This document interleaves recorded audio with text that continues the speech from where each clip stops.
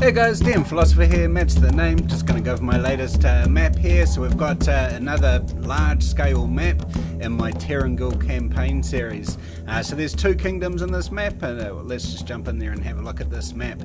So first of all, the location of this map compared to the other one. So we've got Gardrake here, which is the kingdom of Gardrake, and the kingdom of Hansed up here, and we've got the Trillian cities here and Ardian down here. So those are two kingdoms. Let's jump in and have a look at this map.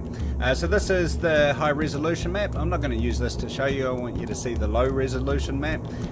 So this is the low resolution map, the VTT map. It comes in at about 8.5 megabytes, so it'll be compatible with your VTT software. Most of them have got a 10 megabyte limit. I don't have Fantasy Grounds, so I don't know what that's like. So we've got the Trillian cities. It's three large islands. The way I created it is, and you can do whatever you like with this, these are an alliance of three major lords, and eventually that alliance became a single kingdom. So there's a lot of individualism or autonomy within each minor or lesser kingdom or earldom or whatever you want to call it. So that's the Trillian cities, and then we've got Ardian, which is a very large island, and it's you can see it's quite rugged. It's got mountain ranges, a very large mount called Mount Winter, and some large sweeping forests as well. Now I kind of envision this kingdom here, the Trillian cities, to be sort of trade oriented, and to have the superior naval capacity as such. Seeing as they're sort of bordered, if I go back again, the Trillian cities are kind of bordered with Ardian, Gardrake, Hansed, and the fifth kingdom of the five kingdoms is up here. I haven't done that map yet, haven't even named the kingdom yet, so that'll be the next map I do, and then I will have finished the five kingdoms series of maps, so that we can I can then create some content for this, seeing as I'm starting in a week or two. So that, let's go back to here, just to show you. We'll just wait for, that's the high res one.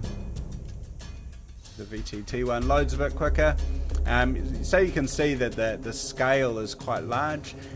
Here we've zoomed right in, and the detail is still perfectly fine. So each hexagon is 24 miles, so that works out to be over 1 million square miles for this map.